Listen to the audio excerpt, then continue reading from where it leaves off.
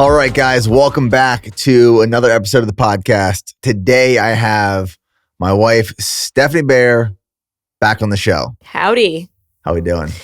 It's good to be back. We've had a kid. Lots has happened. This is our take two of trying to kick off this episode. You see the tears? Steph cannot form sentences in our first attempt. And the seat made it sound like I tooted. So we had to start it over. So if you see tears, that's why. She had a chair malfunction. But we're coming off of what we've been saying we were going to do for the last 18 months of our lives. And we said 18 months ago that we were going to do a weekly lunch date. And we just did our first one. We did. Swedish Hill. It took us 18 months, but yeah. Swedish Hill Bakery, Austin, Texas. Really good. It was really good. The Westlake location was a vibe. It's beautiful out there. But yeah, different. We normally do date nights at night. This was nice.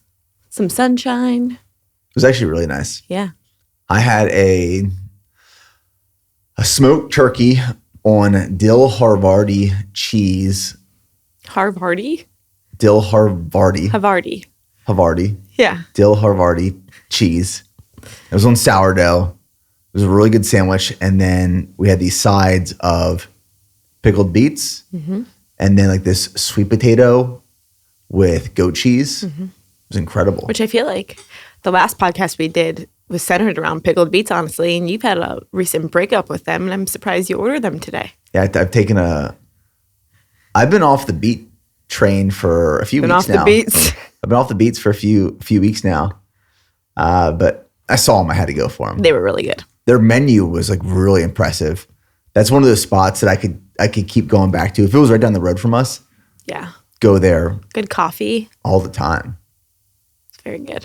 They had a half chicken on the menu. Oh, really? Yeah, if any restaurant I ever go to has a half rotisserie chicken on the menu, I typically always get it. But I don't know. I prefer your chicken now. Whatever chicken you've been making lately, that butter garlic, I dream about that. Well, let me share chicken. Let me share this recipe really quick. The best chicken. We have been making this multiple times a week. Yes. Sometimes. For whenever someone comes over, it's like the go-to.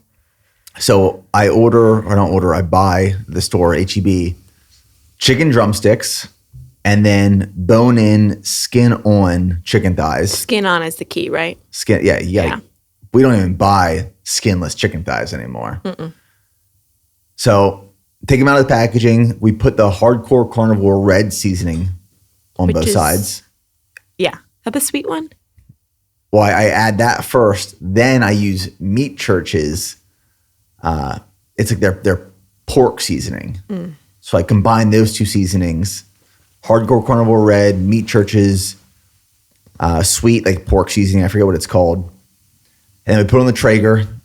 Cook it until an internal temperature of 165. Take it off. Sometimes I hit it with a flamethrower. I recently got a flamethrower to finish off a nice crust on steaks and meats, which is pretty epic. Take them off the Traeger, and then I do a little mixture of some melted down Kerrygold butter and Parmesan cheese on top. The grated parm. Grated parm. And then we'll serve that with some potatoes or something. We're making those tonight. Oh, nice. That chicken tonight. But that's been one of our go-tos. We've been in our foodie era, for sure. And not going to dinner much because of this season of life with two young kids, but making a lot more food at home. And our new kitchen is quite inspiring to cook in. So I feel like that's been fun too. Yes, I agree. So let's talk about these last 18 months of madness. And I think the best way to this whole episode is really going to be us sharing the season of life that we're in right now. We have a 2.5-year-old daughter, Charlie. We have a almost 6-month-old son, Niko. We just moved into our new house. We've had 3 moves in the last 18 months.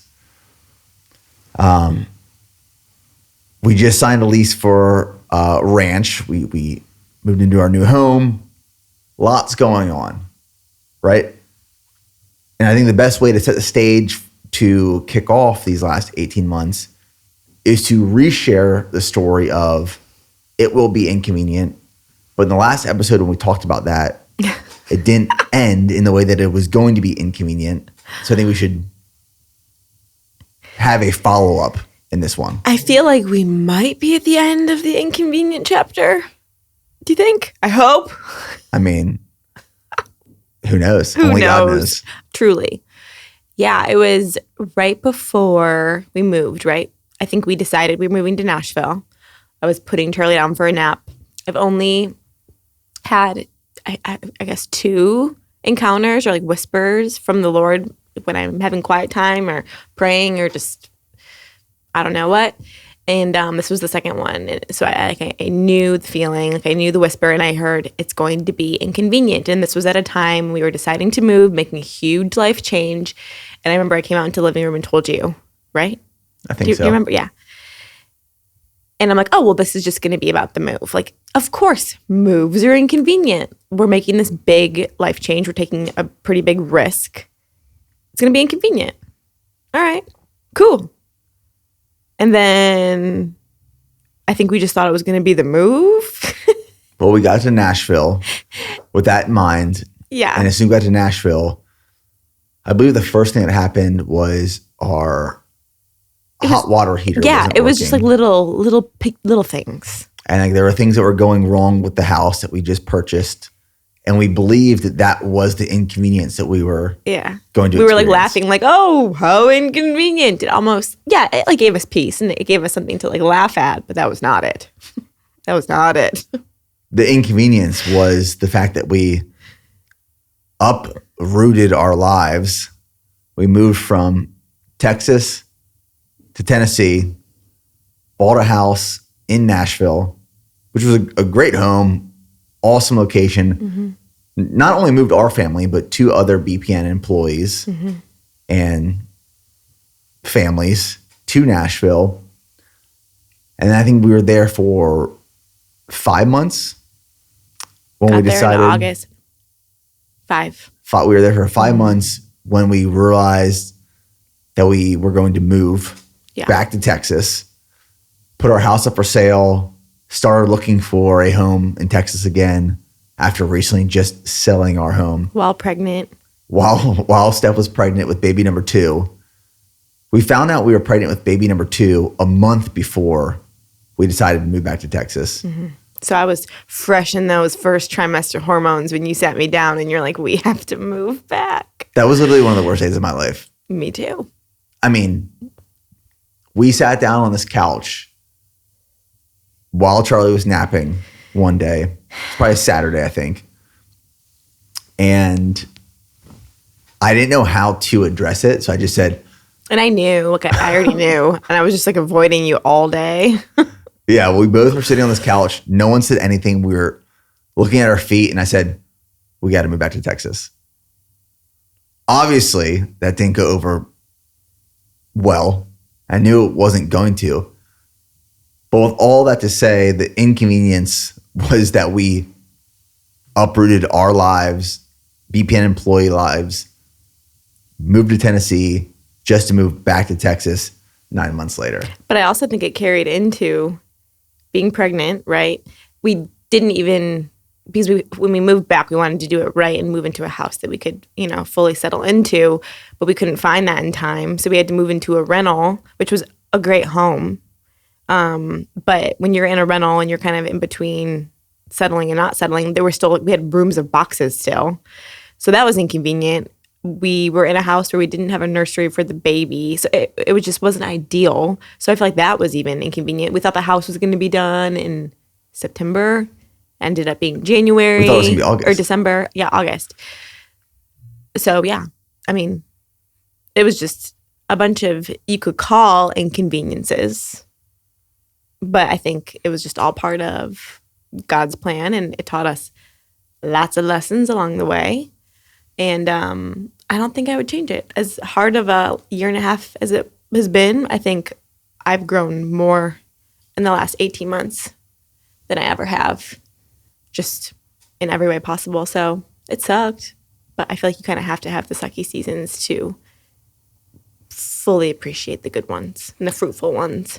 Yeah, I'm at a point in life where I'm realizing that a lot of the things that happen to us happen for us. For sure. So as much as the madness of these last 18 months has been multiple moves, a new child, You inconveniently getting hit by a car, which we'll get into later. all this madness and craziness the last year and a half has created new perspectives and ideas and put things into perspective. Yeah. And they were very valuable experiences that shifted our life completely. Yeah. Not just geographically, but realizing what's actually important and what do we want life to look like in the future. And it's just been very, as hard as this last 18 months has been for our family, it's been very rewarding. Yeah.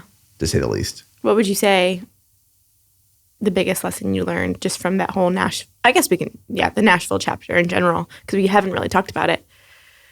The biggest lesson you took and being back and having that life versus the life here. Yeah, I mean, after dedicating my entire life to building BPN for, at that point it was 12 years, my whole identity was wrapped up in building the brand and creating content and leading people. And I reached a point where I was just exhausted. It was truly just I remember. Yeah. Exhausted. Mm-hmm. You know, there's a lot of responsibility in terms of leading people, building a business, creating content, training for these fitness events to create content and build a brand. And I was just running myself into the ground. And part of going to Nashville was just I didn't know what else to do other than to run. Mm-hmm. I believe this was the first and only time in my life I've actually run away from my problems as opposed to addressing them head on. Mm-hmm. So I was running away from my problems as opposed to trying to fix them. And then when we got to Nashville, I knew right away I didn't make the right decision. It was very unsettling. And I realized that I thrive in leading people. I thrive in building this business and leading this organization. I need to do that in person with the team. And I get a lot from being in that position. And that's where I want to spend my time. That's what I want to be doing. It's what I want to be pursuing. It's my mission. Yes, I feel like there's a really big difference in you here versus there. Looking back at Nashville, I kind of just feel like whenever I talk about it with people, I just say I kind of felt like, even though that's where we chose to be and that's where I always saw us settling down, there was just kind of this like dark cloud. And me and you even talked about our house kind of having this, like even when we would go back to the house that we were living in, it was a beautiful home. It was in a great area. But I remember like coming back from travel and just not feeling like that home warm hug when you walk in. Remember we talked about that? Yeah. Just everything about it, as much as I wanted to be there. And that's where I kind of feel like that's kind of the Lord letting you know, like maybe this isn't the plan I had for you. I don't know. But in a way it was. But for me, I feel like the biggest lesson I learned that I applied to our life once we moved back here was, I feel like the biggest thing that I was missing there, and this I feel like isn't an us thing. It's for anyone that uproots their life and moves somewhere new where you don't know anyone, because we didn't. Right? We probably knew a couple people, but we had no community there. And trying to find community in the phase of life that we're in, at that point, we were entering toddlerhood with one kid, pregnant. It's very hard to find friends and people to do life with, because at that point, a lot of people you meet have that already, or the people that are looking are also kind of stuck at home with their kids, or it's just hard. It's a hard season of life to try to find community. We didn't have that there. And I feel like eventually, could we have gotten there? Like, I'm sure we could have found community. But I think making a decision to move back 5 months in, and we were still there for 5 months after I made that decision. So that last 5 months, it was like, well, I don't want to make friends. I don't want to get Charlie integrated into anything because we're leaving. That's a really weird gray space to be in. So of course that felt dark. So one thing that was a huge priority for me moving back here, and it's relatively easy to come back to a place that you've already lived, right? Like you go back to your same hair place, your friends. So that was comforting knowing that we were coming back to, especially the BPN family, the community, all that. But I was just, for our children and for myself, I knew that priority had to be in-person relationships and community and cultivating community. And I had so much anxiousness and, again, darkness during those 10 months. Mentally, for me, like, it was just really, really hard. Was probably more anxious than I've ever been, and I didn't know why. And then once we got back here, it all went away because I started prioritizing in-person relationships. And we've even seen changes in Charlie, right? Like people, I feel so passionately now that one of the biggest issues in the world today, especially post-COVID, we're in this whole work from home, do everything from home. I just feel like the in-person relationships have been removed from people's lives. And I just feel like instead of, I don't want to get controversial, but I just feel like sometimes the number one thing that I wish I could prescribe to people would just be in-person relationships and people. Like you have to have people in your life. I am so much more, and you can attest to this, like if you've noticed a difference, but I'm so much more fulfilled, happy, driven, inspired, just more joy-filled because I'm spending time with people. And I just feel like if you're feeling lonely or isolated or depressed or anxious, that would be the first thing I would ask people. Like, do you have people that you love and you like spending time with around you? Because that's been the biggest difference between Nashville and here. I don't know how people work from home, to be honest. Like when we were in Nashville, we had our office built out, right? Like, and me, Jordan, Ian, and Everett were working out of that office. And that was great for the first couple of months. But then in January of 2024, I moved back into the CEO role. So I was on calls all day from January until we moved back in end of April. And I'd be on my computer on a Zoom call from 9 a.m. until 5 p.m. You know, I'd break for 30 minutes to go grab some lunch. Sometimes I'd eat lunch during a call. I just turn my video off. And I was losing my mind being at my desk all day, sitting, working from home. I wasn't seeing anyone other than people virtually and you and Charlie, obviously. But I could not do that. Like, and that's why here at BPN, like, we have never been and never planned to be remote or virtual. Like, we are an in-person office because we know how beneficial that is for the culture and the camaraderie and just people's health. Yeah. Overall. Health. I truly believe it. I also too, like, I feel I'm kind of like a hybrid stay-at-home mom, right? Like, I'm getting more back into work and stuff, but I feel like I have lots of friends who are stay-at-home moms, and I think some women handle it better than others, but I know a lot of women who struggle with it, and it's frustrating because you think, like, I should be appreciating this time at home with my kids. This is, like, everyone wants this. Like, why is it so hard? And I think it's the isolation aspect of it, especially if you were working or you were living a lifestyle where you're around a lot of people, and then you're at home with a toddler who is making you question everything. It is so isolating. So even on days when I do have the kids at home, or it's just so important to get out into the world. Like, even just going for a walk. It's like, oh, there is an outside world. It changes your perspective so much. I think being a stay-at-home mom can be so extremely isolating. And the book I read that I blew you up with every morning, Hunt, Gather, Parent, highly recommend. It just talked about how the world wasn't created and it wasn't made for people and families to live in isolation. Like it's supposed to be this community, and it talked about like all of these tribes, how kids were just getting passed around between aunts and uncles and friends and different people doing different crafts in villages. Like your kids are supposed to be around so many different people. And that's what I feel like today's age lacks. And that's why I feel like as a population in general, we're pretty unhealthy. I think people is like the number one thing that we're missing, you know? Relationships. Like I have learned I'm an extrovert. I believe you. What do you think you are? I'm an introvert. Yes, for sure. Like I am like bring the people over. I get Which I enjoy. Yes, I no, love absolutely, hosting. absolutely. But I could do it.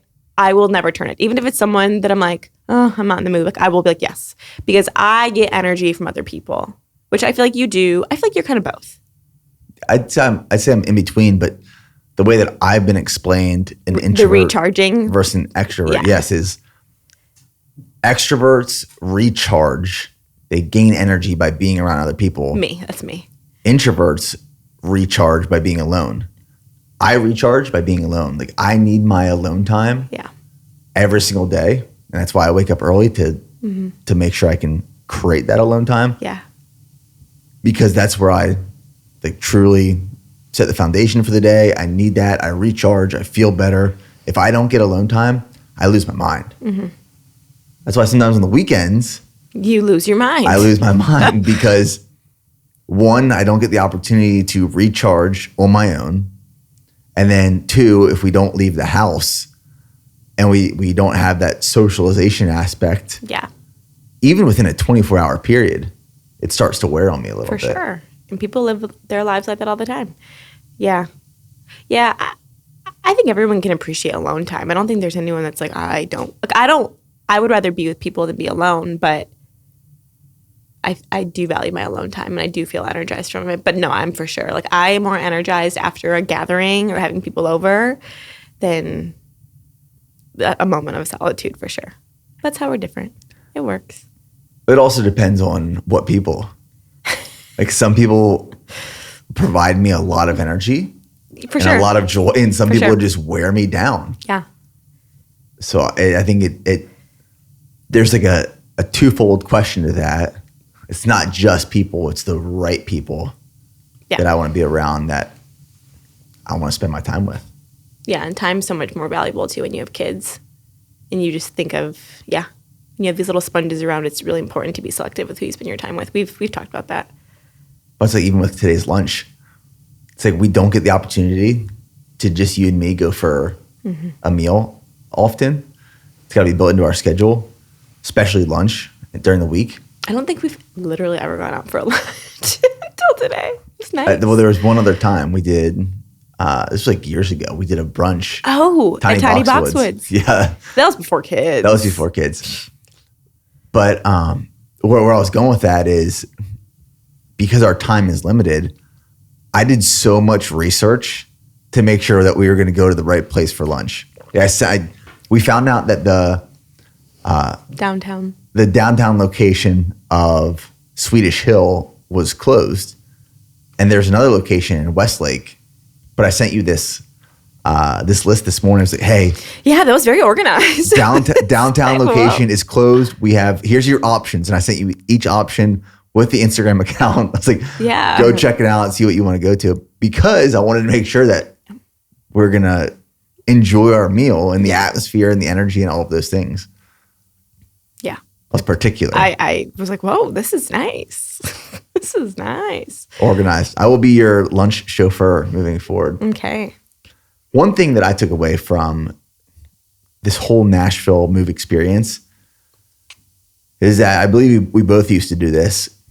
We thought the grass was greener on the other side or the next chapter. And we were always talking about this next chapter of life. When we Yes. think, yeah. When our kids are 5, we're going to do this. When we live here, we're going to feel this. When we're making X amount of money, we're going to buy this. Like, we were always talking about the next thing and the next thing and the next thing. As soon as we moved into a new house, we were talking about the next house we were going to buy and build Yeah. in the future. We were horrible at that.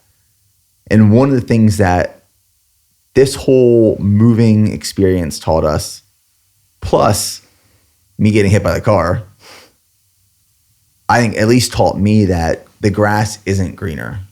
The grass is greener where you water it, and you can water the grass that you're currently standing on and be truly present. And I believe this is the first time in a long time that I at least haven't been talking about the next chapter and our next life and the next phase. And I'm truly embracing and trying to embrace the one we're in right now. Yeah. People, I think when we made this move, we weren't really sure how long we would be here. We're just like, we don't know. And people love to ask the question, like, well, is it Texas for good? Like, is this it? And I always respond with, the new plan is no plan. And that's how I want to live my life, because if this accident taught me anything, like, everything can be taken from you in a millisecond. So we're all for planning, right? And setting goals and having dreams to chase and all of that. I think that's different than, like, we were looking to the future from like an empty way, if that makes sense. I think there's a difference between like planning and preparing, and then planning and preparing at the expense of your current state. Yeah. So that was a huge thing, the change for me. I think too, when you have littles, it just feels super selfish, and like it takes away from the present moment if you're constantly thinking about the next thing. That's why like every morning I pray for patience and to be a patient and present mom, spouse, all the things. But yeah, even moving into this new house we just moved into last month, everyone's like, oh, is this a forever home? I'm like, I don't know. Like, who knows? Like, so what? It just doesn't, I don't want to live that way anymore. Just day by day, every day is like a blessing, truly. And I feel like it's relieved a lot of tension in our relationship, not always waiting for the next thing. Yeah, I agree. And we put a lot of intentionality behind building this house. Yes. I hope we're here for a while. We better be. My gosh. I don't want to see a freaking Home Depot box for a very long time. We're doing no home projects. I don't want to have a tape gun in the home. No, we're not moving, no home projects, no remodels, no additions, none of that stuff. We're not even hanging anything on the walls. What? We're not doing, nothing. Yes. Nothing. That's why I've been doing it. This one time years ago, I gotta share this story. This is why Stef now. This is fresh off of my own. I was living in an apartment in Nashville by myself. I had to be a self-sufficient woman, so I had to hang my own stuff. This is why I don't let Stef hang anything on the walls. Although the other day she sent me something that she hung on the wall, and I called instantly. I said, "What did you hang? What did you use to hang that on the wall?" What it came with. Because a few years ago, I came home and Stef had a wine rack hung on our wall, and there were 4 bottles of wine on this rack. So it was heavy. And I walked in, I was like, wow, this looks like really nice. How did you hang this? I walked over. There were 2 tiny nails barely hanging in the wall anymore. Not into studs, not into anchors, into just empty drywall, hanging on by a dear thread. I don't know how those nails were still just holding on. It must have been the angle. By the grace of God. I'm like, there's no way you can tell me you thought this was a good idea. Did it fall? It didn't fall because I got to it just in time. It would have 100% fell. I guess we'll never know. So now I take lead on hanging things, but I don't want to hang anything in this new house. I don't want to mess it up. It's dangerous. Let's talk about 2 kids, the 2-kid life. It's tough. I don't think it's that tough. Oh my gosh. I've been having a pretty good time. Yeah, it's a good time, but it's like, to say it's not tough. But I feel like the experience for me, this postpartum experience, I feel like has been more pleasant. I think a lot of it comes from second-time confidence, for sure. The second kid definitely does not get the attention the first kid gets. That is very hard. But I feel like he's chill because of it. I'm like, is he chill because he's got chill genes, or is he chill because I forget about him laying on the floor for 10 minutes? It's so true. It's so true. It is true. But I can't wait to see how that translates. So now I actually understand. People are like, oh, middle child syndrome. Oh, the youngest, the oldest. Like it I feel like it for sure shapes them because of the amount of attention that they don't get. They always say your first gets your time, your second gets your experience. And that is so true. It is so true. Yeah. Niko's immune system has to be like the strongest thing ever. Yeah. He's Charlie's gonna be a tough kid. I'll tell you that. He's gonna be a tough kid. He's so chill. He's like the best baby. He's better than Charlie was.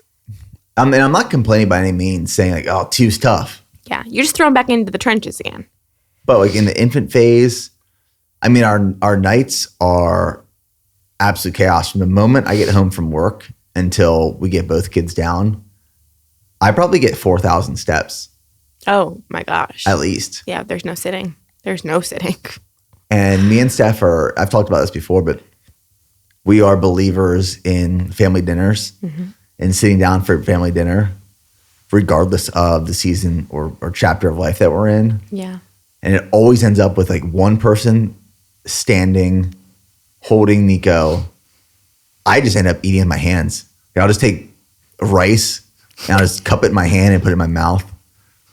Whatever I got to do. Kind of unnecessary, if you ask me. Whatever I got to do. It just adds to the drama. Like, do we really have to eat with our hands? It's more convenient than a fork or a spoon at that point. Yeah. Charlie's on top of the table. The dogs are counter surfing, eating the leftovers. But every night, we end up getting the kids down. We get to spend a little bit of time together. Yeah. It's nice having the sauna again. We started saunaing together tonight, which we got an HOA complaint for our sauna. Gosh. Freaking Bill. Bill might be listening to this episode. We love you, Bill. We love you, Bill. We do love Bill. And we're not really sure. Bill said he didn't file a complaint. I think we're cornered by neighbors who hate us, but we've lived in the house for optimize. 1 month. We've had 2 HOA complaints. One for the sauna, which is, in my honest opinion, exaggerated. Yes. You can see the peak of the sauna outside of the fence. Yeah. But what sparked the first HOA complaint, because the sauna was the second HOA complaint, the first is that Stef is building a coffee shop. It's a playhouse. A playhouse for Charlie in the backyard. The intent was for this playhouse to be small. It ended up being like 10 feet tall and like 4 feet over the top of our fence line. Yeah. That's what triggered the HOA complaint. Mm-hmm. And we got 2 HOA complaints. And these were like not easy to file complaints. I had to get site plans and I have to draw to scale where these structures are at. I've submitted applications twice already. They've been kicked back because I didn't have enough supporting documentation. And the problem is Bill's on the HOA. That's the tough part is my neighbor who says he didn't file a complaint is that he's on the board for the HOA. So like, who knows? We might have to move because we might get kicked out of this neighborhood over the sauna and the playhouse. I think we'll be okay. What do you say? It's better to beg for forgiveness than ask for permission or something? It's better to ask for forgiveness than ask for permission. Right. In that case. That's how we live our life. But that's currently how we're being welcomed back into the neighborhood. But yeah, I feel like the nights have been more peaceful. Like both kids most nights are down by 8:30. So we have an hour and a half to chill, which has been nice. It's been nice. I feel like our mornings, I feel like adding new children to the family has always been hard for us until we like dial in our morning routine. And I feel like once we dial in our mornings, and one of us isn't, like, when we're both balanced in that way, I feel like we're like, okay, we got this. And I feel like we're in that place right now. Do you agree? Yeah, we got a great routine, morning and night. Yeah. Which makes, I mean, we are creatures of habit. Mm-hmm. I've made a huge change this year. I feel like I am finally getting up consistently earlier. And that's probably been the biggest game-changing thing for me, too. Tell me about it. Well, it's hard, too, because I know we're going to probably run into a season where one of them is waking up at like 5:30 again. I get DMs all the time from moms being like, how do you work out in the morning? My kid's up at 6. And I was like, I didn't work out in the morning when Charlie would wake up at 5:30. But I feel like most kids grow out of it, right? So we've been in a really good rhythm with Charlie where she gets up between 7 and 8. And Niko, we're in a good rhythm right now where you wake him up before you leave for your run and you give him a bottle, which makes him sleep until 8. So now, I still prioritize sleep. But I know now I need a little less than I think I need, and I'm fine. But getting up before both of them is only doable because they both get up at a pretty good time. Like if they were both getting up at 6, it would be different for sure. But because they both get up a little bit later, I like to be up by 6. And at this point, you're out running, so the house is like very quiet and peaceful, which I truly like never really experienced consistently. So I understand why you like it so much. And I make my coffee. I drink my greens and reds and stuff. I turn on the fireplace because it's cold and cozy. And I read my morning devotional. I pray, and then I read for 20 minutes, whatever book I'm reading, like snuggled on the couch. And then you come in, see you run by the door, and it's just been very peaceful. And I'm trying to soak it in because I feel like now that I've said it's peaceful, tomorrow it's going to change. Well, the other day I was coming back from my run because I typically get back and I can see you reading by the fire in the living room. Mm-hmm. And I came in the house and I saw that the TV was on, which the TV is never on at that time. Oh, yeah. And it was like this kid's show. And I got a flashback back to Nashville. Yeah. That was like, oh, no. Steady 5:30 a.m. wake-ups. Why's she up? But she was just coming off of she was hungry. She had the flu sick the day before. Yeah. Yeah. I want to take a quick break in this episode to talk to you guys about how I use our products around my endurance training and how you can as well. Now, here at BPN, we've created products to fuel your performance and optimize your recovery. But I want to talk specifically around how I use these products in my morning run. Before my morning run, every morning, I'm not training fasted. I want carbohydrates and I want electrolytes. So I consume 2 scoops of G1M Sport, which is our carbohydrate and electrolyte powder, and 1 Go Bar, which is our lightweight oat-based bar. With this combination, I'm getting about 800 milligrams of sodium and 76 grams of carbohydrates total. Carbohydrates for the fuel, electrolytes for the hydration. This is going to set me up to have the best run possible. Fuel and hydration. Now, based off of the distance, duration, and intensity of that run, I will add in Go Gels during the workout. And the Go Gel is our simple ingredient endurance gel, 24 grams of carbohydrates in each gel and 110 milligrams of sodium. We have a non-caffeinated version and a caffeinated version. The caffeinated version has 75 milligrams of caffeine per gel. And I will have 1 Go Gel every 30 to 45 minutes or every 4 to 5 miles. And we really created the Go Gel for these bigger effort runs or endurance training sessions and races. They are extremely useful during races because you get a quick hit of energy from the fuel, the carbohydrates, some hydration from the electrolytes, the sodium, but they also digest very easily. So you're not going to have stomach discomfort and GI distress. And then after my run, I want to rehydrate. So I'm always adding in our electrolyte powder, 1 to 2 scoops. Each scoop has 500 milligrams of sodium, full electrolyte profile. So I'm using our products to fuel training enhance hydration, maintain effort intensity during training sessions with the Go Gel, and then rehydrating immediately after. So that's how I use our products around my early morning runs and all my endurance training, and how you can as well. So go to bpnsubs.com, check out all of our endurance products to fuel your performance. And now back to the episode. What's nice about being back in this neighborhood is I have a safe run route again. Thank goodness, yeah. And I don't see like any cars on my morning run route now. Wide streets. I can log all my miles in the neighborhood, which is the same neighborhood we used to live in. Yeah. And I back then used to log during ultra training, 30-mile runs. Yeah. 30 miles in the neighborhood. I mean, I'd have to go back and forth a lot of times. Yeah. But I could stay in the neighborhood.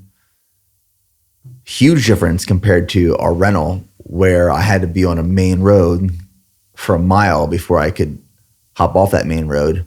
Hence why I ended up getting hit by a car, which I think is a good segue into talking about what has come out from me getting hit by that car. And I've already shared my perspective and experience on that, so I don't want to go back and reshare that. But I'd love to hear from your perspective, what changed after I got hit by that car? Yeah, that sucked. It was pivotal for sure. Just so many weird things leading up to it. I don't know if you've like talked about all of the weird kind of like what is it, predispositions that we had leading up to this. Like, I've always had this fear of Nick getting hit by a car. I think it stems from like a personal family experience that we've had with someone getting hit by a car and passing away. So I'm just so anxious about it. I'm just whatever. And you are an idiot and don't bring your phone half the time, which doesn't help at all. Typically only on speed workout days, I don't carry my phone. Okay. But yeah, it's always been a concern and worry of mine. I have a memory at one of our old houses, me like getting in the car and driving around looking for you because you were late. I've done this multiple times. The week before the accident, one of those happened where why were you late? Because you gave Niko a bottle or something? I had to leave for my run late because as I was heading out, Niko was crying. And I didn't know that, I don't think. I don't know. But you didn't have your phone and... It was a speed workout day. Okay. You didn't have your phone and you were pretty like routine at this point. So I knew when you'd be home. And then I saw the school bus in our neighborhood and I'm like, he is always back before the school bus. What is happening? Mind you, this is when we're living in the rental. This road, Nick says it's dangerous, but I don't think anyone can fully understand how dangerous this road is. Like, it's the dumbest road to ever exist in the world and people are idiots on it. So I've always just had this fear. And to give context to that, if people would ever come to run with me, I wouldn't allow them to run on that road with me. Yeah. I'd make sure we drove somewhere else to start because I didn't want them on that road. But you would run on it every single morning in the pitch black. I trusted myself. But honestly, though, I do think it was from this, where you were mentally, I think, not that you didn't care. I don't know. I just think your whole perspective changed. I don't even think you were thinking in a mindset like, I don't know how to say that correctly. I don't think you didn't care that you were on an unsafe road. I was on autopilot in life. Yeah. You were just like, whatever. I was so overwhelmed with like all the things that I was trying to balance with. You were like a robot, truly. Yeah, I was in a bad place. Like, I was trying to lead and build a business. I was now navigating being a father to 2 children. I was in a prep for a new race. Mm-hmm. I got the podcast I'm always planning for and preparing, YouTube videos that we're always planning and preparing for. I mean, like, I have a very jam-packed schedule, and it's not a schedule that I jam-pack just to keep me busy. It's like it's very intentionally structured to do all the things that I want to and need to get done.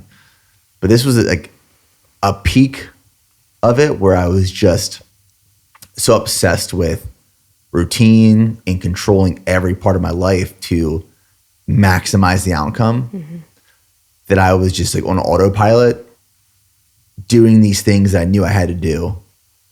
Like, I could have woke up, and I still would, but could have woke up and there was a tornado coming through that road and all of the news anchors would have been saying, don't leave your house.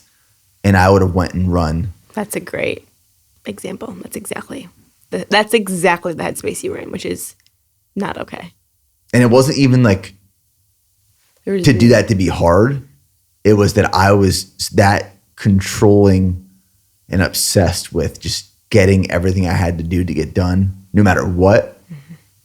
I wasn't even thinking clearly. Yeah, you had a white knuckle mentality on your life at that point. Like, I've never seen you have a tighter grip on things that, yes, matter.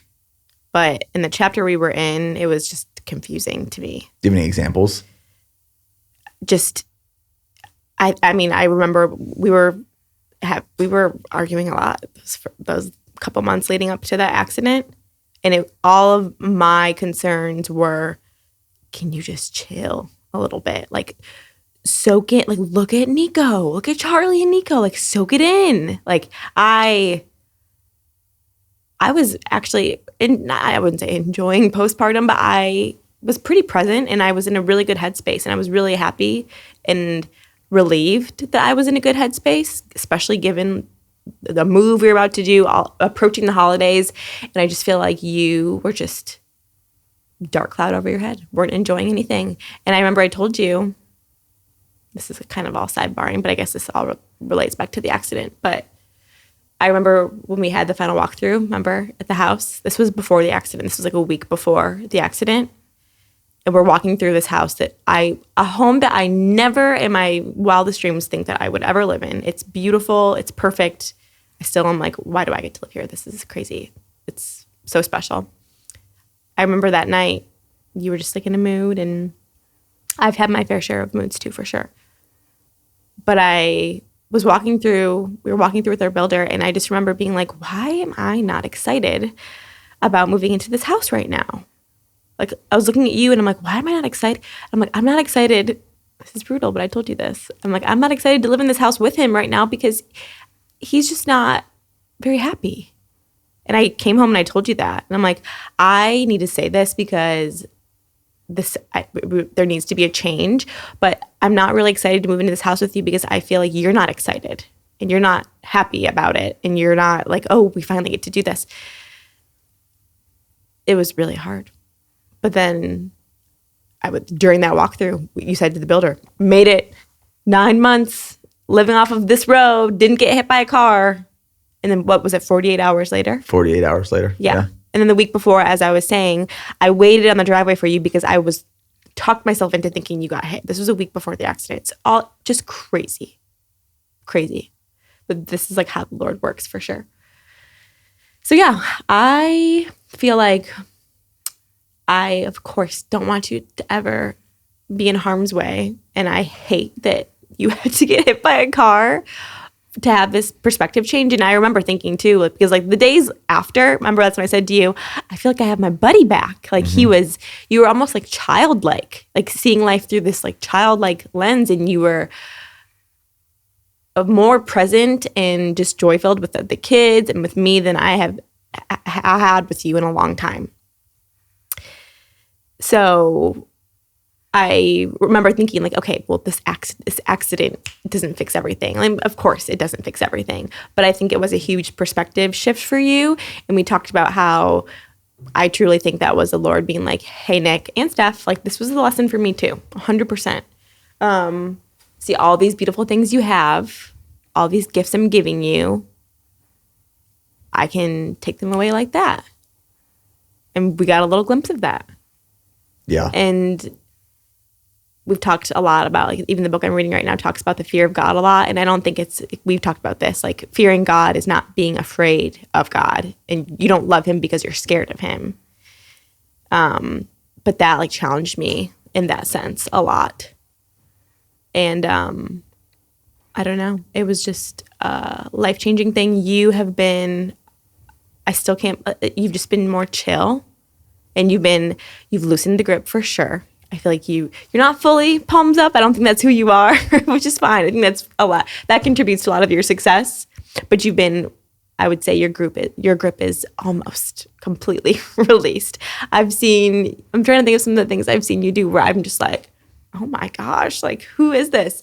I remember a moment like on Christmas morning or the day after Christmas morning, you ate the cinnamon rolls I made. You ate the cinnamon sugar snails on Christmas Day. And I used to get kind of upset when you wouldn't do that because of a goal, or you were scared that it was just going to make you feel bad and then you couldn't hit a run as well. You just were more present, and you're eating like you ate a pretzel the other day, and I was like, Nick would never eat a freaking Snyder's pretzel. Like I can just tell your whole mentality seems a little bit more like, okay, like this is my one life. Like what's this? I don't know. Totally different. Totally different. I hate that you had to get hit by a car. But it was just one of those life events that kind of changes things, you know? Yeah, when my life feels like it's like I'm losing control of it and I'm overwhelmed with a lot of things that are going on. And I think a lot of this was sparked by having a second child, and that kind of pushing me over the edge a little bit. What happens when I start feeling like I'm losing control is I grasp onto whatever I can control. Yeah. And for me, a lot of times that is work, my diet, and my training. And that's all it really is. That is, I can use that to a strength sometimes. Mm-hmm. I think people on the outside looking in could be like, wow, like you are so disciplined with your work and your diet and your training.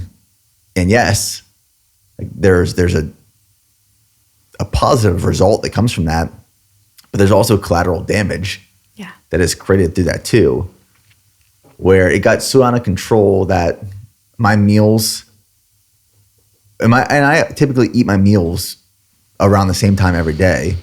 The 10 a.m. church meal. Yeah. So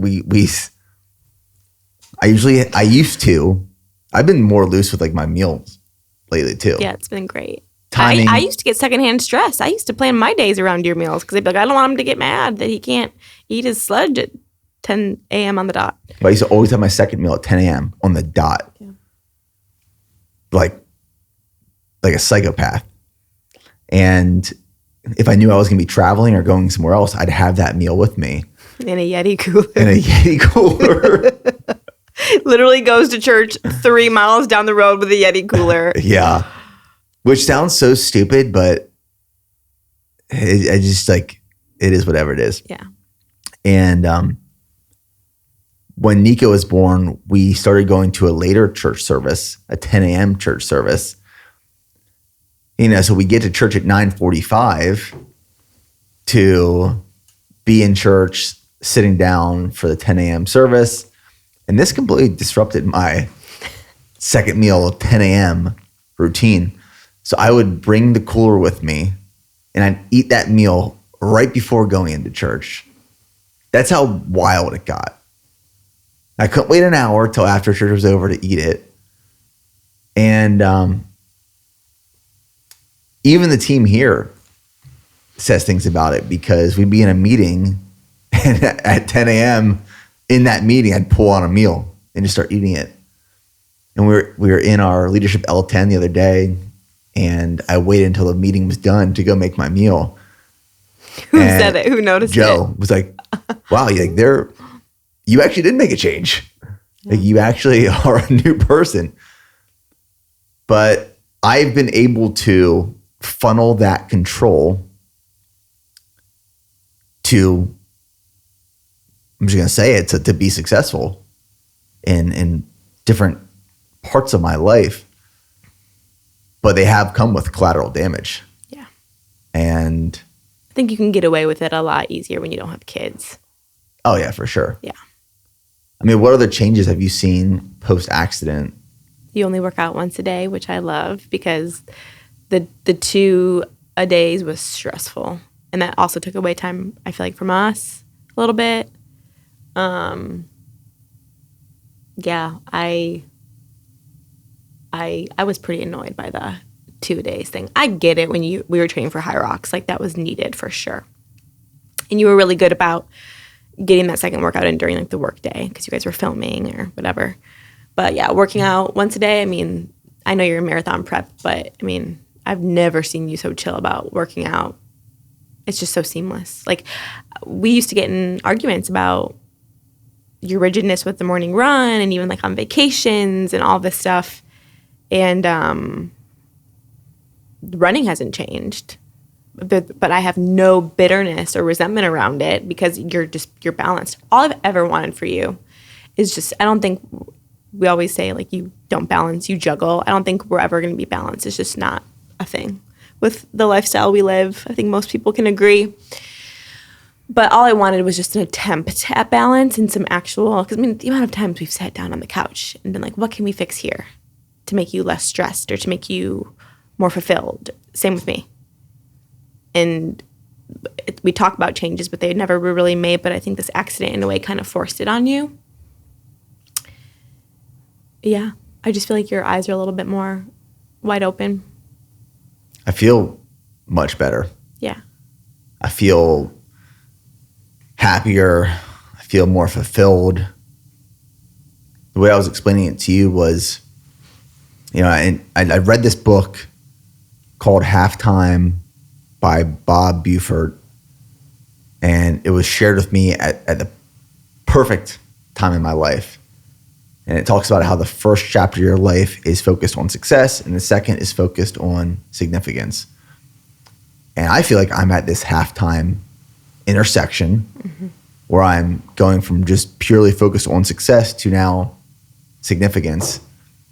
And these last couple of years was prioritized around being this athlete first, and then founder, entrepreneur second. And I'm not saying that family was third, but family was like kind of overarching above all of that. Yeah.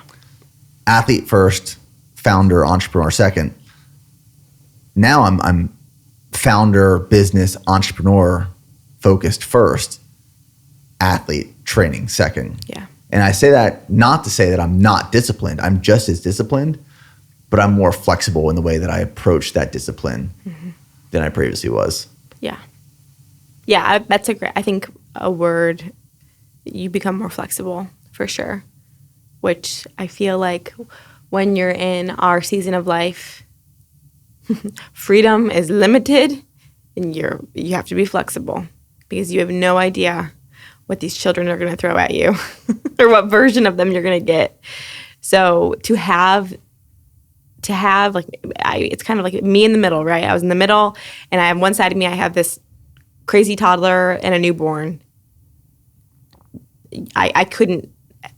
There's no rigidness. I can't have any rigidness in my schedule. Like, it just has to be completely all about them when we're with them. And then I have you who is like holding on for dear life to all the things that you can control. And I just felt like I just felt so off balanced and like always feel supported by you in parenting 100%. But I wanted I wanted that joy back to make all of the challenges that you face as a parent a little bit easier. And that's what I feel like has been a huge difference. I just feel like I can handle a lot. I can handle a lot more because the overarching attitude and perspective is just more flexible and more joy-filled. I had this noted that I wanted to talk about coming out of the accident is that I think it cured my FOMO or fear of missing out. Transition to parenthood for me was tough. I personally struggled with it. I think a lot of people do struggle with it. Yeah, I think a lot of men struggle with it, and it's just not talked about a lot because I think the woman's the only one that can complain about it, but it's earth-shattering to everyone involved. I struggled with it with our first and then even more with our second. Yeah. Because I had this fear that I was missing out on all these things. And I think as the leader of a business, I feel like I need to be at everything with everyone at all times. And if we're hosting an event downtown on a Saturday morning, if I'm not there, I have this fear of missing out. Yeah. And post-accident, that fear of missing out kind of just drifted away because I realized that I'm not missing out on anything. Where I want to be is with my family that Saturday morning, no matter how chaotic or crazy it is. I'm actually not missing out on anything. And it was just that realization of, what do I think I'm missing out on? Yeah. I'm not. I mean, I'm where I want to be with who I want to be, doing what I want to do. But it took me 2.5 years to get over that. Mm-hmm. If anything, I feel like you now have FOMO at home. Like last week, you came home and you were ready to go to dance class with me and Charlie. And I'm like, what are you doing? And you're like, let's take my truck. We're going to dance class. And I'm like, well, I'm going to take her to dance. And you're going to stay back with Niko so we can let the babysitter go. And you're like, fine. You were genuinely, I think, a little upset by it. But like now I feel like you have FOMO at home. Like you're home earlier because you're not getting that second workout in. Mm-hmm. And I do see, and I feel the same way too. Like once you hit toddlerhood, everything changes. And you don't want to miss out on anything because especially now that we have a Niko who's 6 months and a Charlie who's 2.5 years, you see how quickly it goes and how quickly you get into like the fun. Like I was never someone, and this could be a hot take, I was never someone, and I think you're the same way, where like I would have girlfriends, or you see these like posts online like of women crying when their kid turns 1 and they're like, oh my gosh, like I'm so upset. I'm just beside myself that my kid is getting older. And me and you were like, bring on the years. Like it gets more fun as the years go on. Oh yeah. But I will say, I remember the first time it happened, I was putting Charlie down, and Charlie has these, like, her best feature is her cheeks. Like, she's had these cheeks since she's been a baby, and they've stayed somehow, and I hope she has them when she's 40, whatever. But I had this, like, I was putting her down, and she was, like, laying, like, in a cradle position, which she really doesn't do much anymore. But for some reason that night she was, and this little glimpse where, like, her face in the dark kind of looked like her little baby toddler face. And it was the first time that I was like, oh, no. Like, I can feel time slipping away, and I can feel her face changing, and everything's changing. Okay, at least I have Niko. Maybe we just have to have more babies so I can keep getting this dopamine rush from these little babies. Slow down. But that was the first time that I was like, oh, dang, it does go by really fast. And it is kind of weird seeing Charlie get so much older. It's really fun. But, yeah, I feel like with the FOMO thing, I see you now have more FOMO with what's going on at home, which is really sweet, and it makes me feel good. I've realized how short life is, and like we've stated, how quickly it can be taken away from you. Mm-hmm. And I want our kids to grow up looking back and realizing how much time I spent with them. Yeah. Someone made this comment to me the other day. They said the only people in your lives who will remember how much you worked are your spouse and your kids. Wow. Like none of your other employees or coworkers or leaders will remember years from now how much you worked. Yeah. But like your kids and your spouse will. And I want to make sure that my kids spend as much time with me and I spend as much time with them growing up, mm-hmm. because life's short.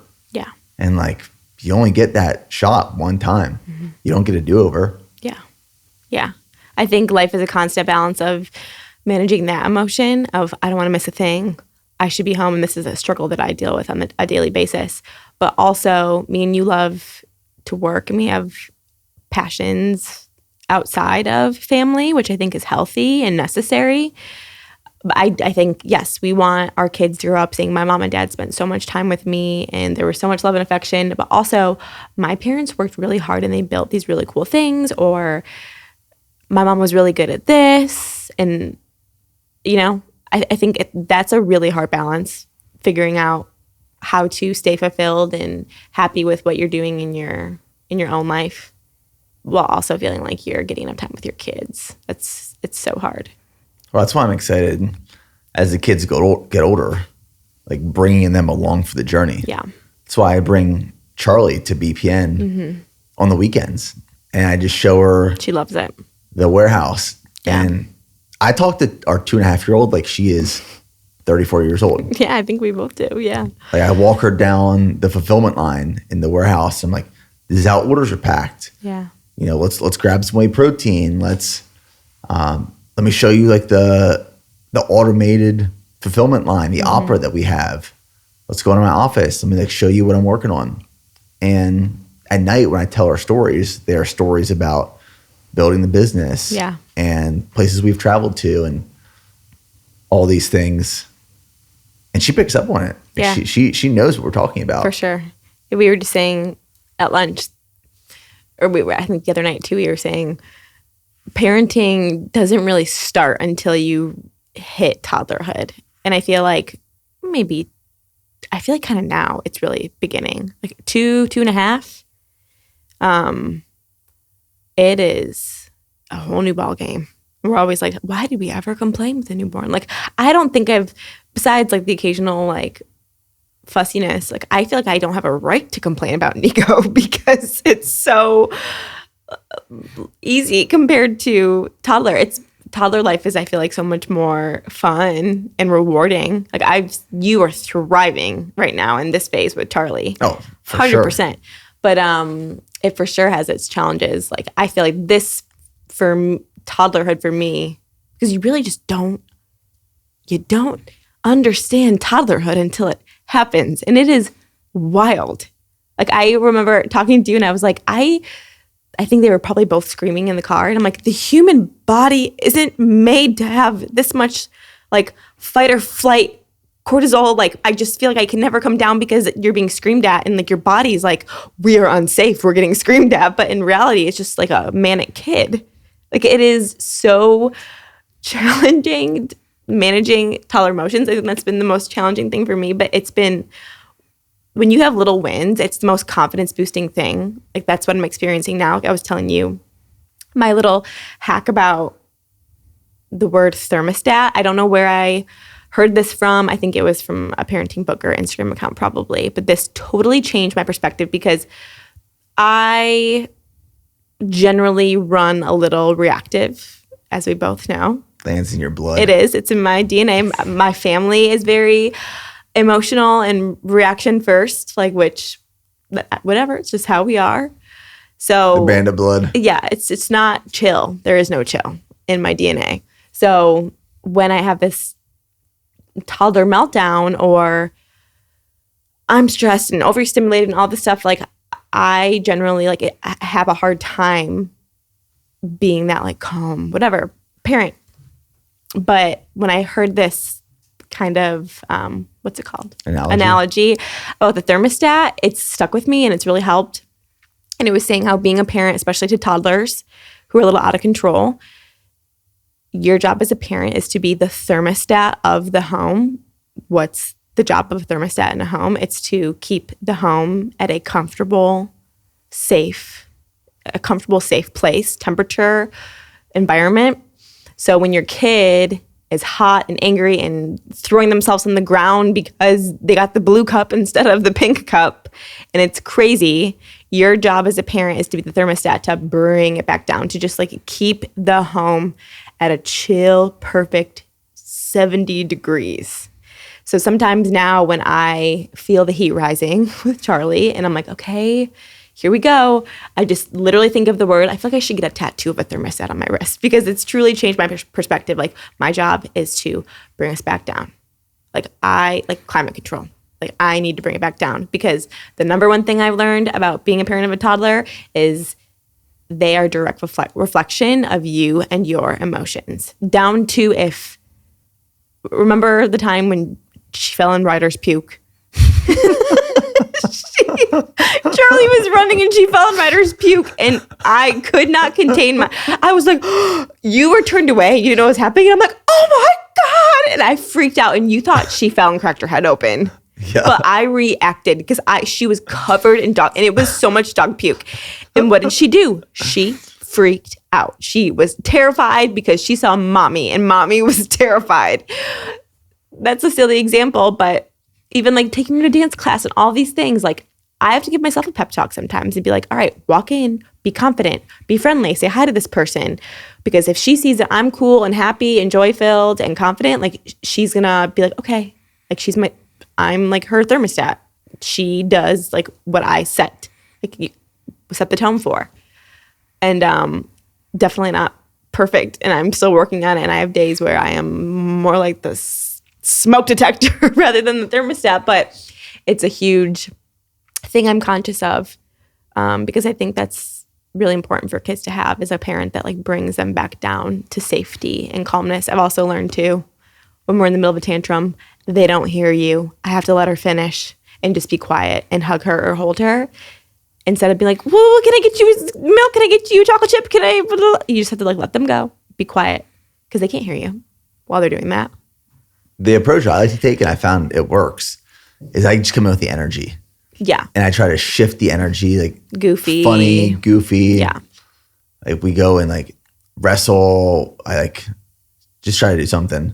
You can literally turn tears into laughter in 5 seconds sometimes with the right amount of humor. You're really good at that. Yeah. Yeah. I wanted to share the story, and you told me not to, but I'm going to share it anyways. Dog vomit, why not? Just bring on the other bodily fluid story. This for me was like one of the funniest stories that's happened recently. Charlie's so funny right now. She's so funny right now. We were, and once Charlie's a little bit older, I do want to have her on the podcast. I think that'd be a hilarious episode. She'd love it. It would just be a million questions. Who's that? Her. Who's that guy? What's that guy do? Where does he work? It's a million. He work at BPN all day. But she does recognize the BPN logo. She knows it. Oh, she recognizes it. She's so smart. It blows my mind. She knows the HEB logo. She knew the Coterie diaper box logo. She goes diapers. I'm like, what? Target. She knows the Target logo, which isn't a hard one. But we were in the bathtub the other night, and she likes having a bath snack. Sometimes the bath snack changes. Like 2 nights ago, we had a peanut butter and jelly sandwich in the bath. The night before that, we had chicken and rice. She was like on a chicken and rice kick.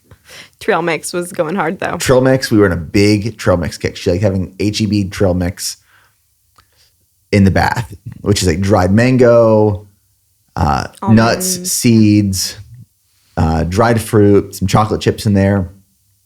So sometimes she would drop pieces of the trail mix in the tub, and they would like, certain things would melt or like just fall apart. So she's in the tub, and she like grabs something that's in the tub and hands it to me. She goes, "What it is?" What it is. Which is the way she says, "What is this?" What it is. And it looked like a melted chocolate chip on her hand. I was like, "What is that?" So I picked it up. I'm looking at it. I smell it. It was a turd. Yeah. She pooped in the tub, picked it up, and handed it to me. Little pebble. And as like a parent, you just like throw it in the toilet. You like wipe your hand on like your shirt, and you just go back to what you were doing.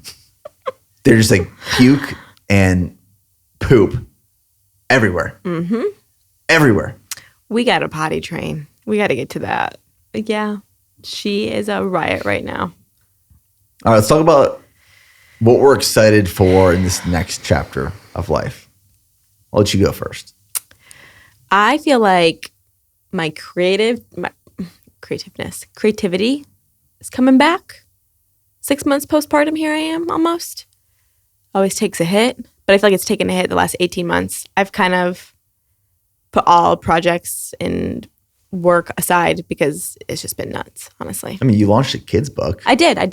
Yes, you're right. During that time. Yeah. But I feel creative. I feel my only goal right now in life is to, and I've had this with my quiet time in the morning, is to just be more still and try to actually listen and hear and then follow the calling and the path that God has for me, because I find when I'm a little bit more quiet, I have more clear direction with that. And for me, what I've felt this year is number one, like in-person relationships. So like this year, a huge priority for me is just to be like the cultivator and the connector in our community. Like I started a book club with, it's like 20 girls. It's like a faith-based book. I want to bring girls together because I'm like, well, maybe it's like I need these girls. I need this community. But I think hopefully like this is God being like, these girls need each other too. So just being that connector. And like I'm hosting a little kids' Valentine's party, just like cultivating in-person experiences I feel super called to do. I pray every morning, like bring the people that I need into my life and bring me to the people that need us. Like, that's just where I want to be headspace wise. And then I feel really creative in the kitchen again. I feel like my Instagram's slowly turning into a food account, but I just feel like our nation right now is pretty hype on health and I love it. I think that's awesome. Like, me and you both are so passionate about a healthy household and being a leader for your kid in that way. So I just feel really called to helping families simplify being healthy and, doing the things that create health and mentally, physically, and yourself that will translate to your kids, I truly believe. So loving the cooking stuff lately.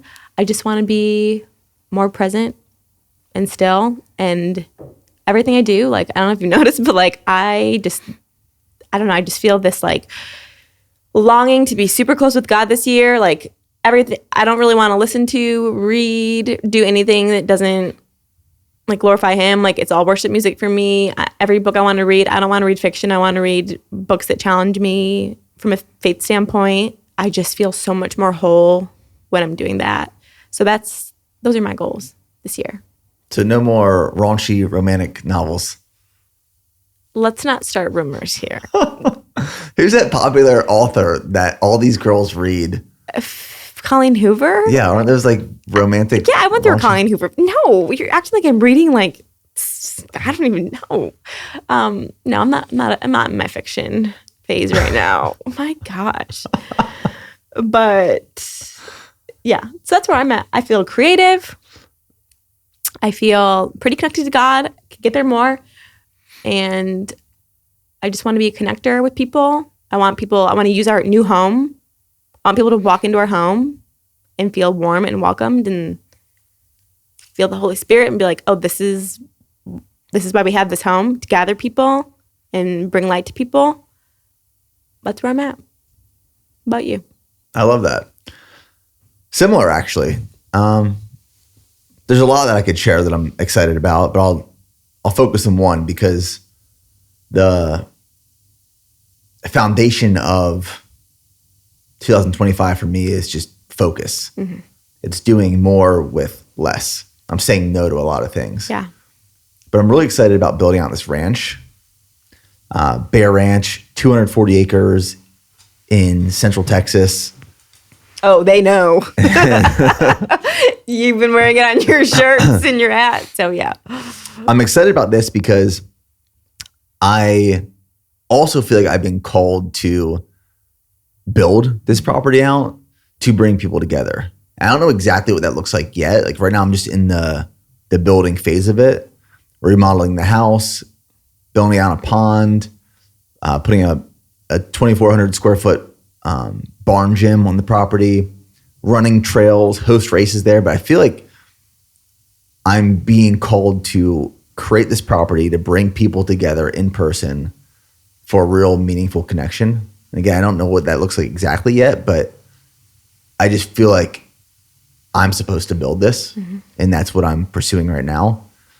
I'm investing money into it with really no intentions of making money on this property, but talking about going into this second chapter of life, focusing on significance rather than success. That's what I'm excited about. It's moving off of a digital platform more into an in-person experience and truly connecting with people, impacting people's lives, and leading others, especially men, to be more intentional, stronger, thoughtful leaders of their businesses, their peer groups, their families. Yeah. Bring it back. Bring the in-person stuff back. It's so needed for health. I agree. 100%. Talk about this book that you're reading right now. The one I just finished reading. Yes. The first book club book. The Circle Maker. Life-changing. Highly recommend to anyone, whether I would challenge non-believers to read it because it's pretty hard not to believe after you read this book. I need you to read it. You need to read it. It's like the perfect book to start your year off with. It's all about prayer And it's taught me so much about prayer, how weak I am in my prayer life, truly. I don't know. It's just, it motivates you to pray really big. And I think a lot of people could read this book because it talks about this author who's a pastor and how he got through he was just granted so many miracles and things that shouldn't have gone his way. And he would just pray circles around these things that he wanted or he believed God was calling him to. And his prayer life was just so big, like so huge. And it made me realize that whenever I pray, I just like run through a list of what I'm grateful for. Because sometimes it kind of can feel weird asking God for something that you want. And this whole book, I feel like someone could read it and be like, oh, so all I have to do is like, this is why I think you would like it. I think you could read this book and be like, oh, all I have to do is just pray for $1 million and I'll get $1 million. Perfect. I'll pray all day for $1 million. But what's so cool about this book is it talks about how God wants you to pray, but he also wants you to work really, really hard. Like prayer paired with work is like the sweet spot and like what he wants to see you do. And I think that's why you would like it so much, because prayer isn't this like miracle thing. You have to work really hard and you have to stay faithful to God and all this stuff. It's very, very motivating. It's a different type of motivation and just challenging for sure. But we haven't talked about it yet in book club, so I'm excited next week get to chat with a bunch of girls about it. But The Circle Maker, there's also a bunch of like renditions off of it, like praying circles around your kids. If you think you're good in your prayer life, this book will show you that you're not for sure. But that's the book I'm reading. Now I'm reading The Awe of God. So, 2 for 2 this year so far. I'll have to add those to my list. Yeah. I will be a fly on the wall during book club. After I put the kids down, I will be serving wine and appetizers. What's the book that you've been telling me about? I'm currently in a Jim Collins book called Beyond Entrepreneurship 2.0. I'm a big Jim Collins fan in terms of all things leadership and entrepreneurship. And most of my reading that I do is business leadership focused. And one of my favorite quotes from this book, which pretty much is a snapshot of the foundation of the value and lessons through his material in this one, is that a great strategy without great people is irrelevant. Say it again. A great strategy without great people is irrelevant. So a lot of the beginning parts of this book, which I'm in the middle of this book right now, is all about how important having the right people on your team is. Yeah. People who align with your values and your mission and believe and want to contribute, but are also experienced, talented, and have the skills and ability. You can't have one without the other. And the only way you build a remarkable company that can endure a long duration of time is by having the right people on the team. So that's what I'm enjoying right now. Yeah. I'm loving reading again. It's you listen to your books, right? Audiobooks, yeah. While I run. Yeah, that morning time for me in a book is like so special, for sure. All right, well, that wraps up this episode. Hopefully we have another lunch date next Friday. Yeah. And then hopefully the next 18 months aren't like the last. We can just chill out a little bit. I mean, I don't know if anything can get worse than the last 18 months. But I don't want to talk too soon. Any closing thoughts you want to share? Yeah, thanks for having me on. Absolutely. See you guys in the next episode.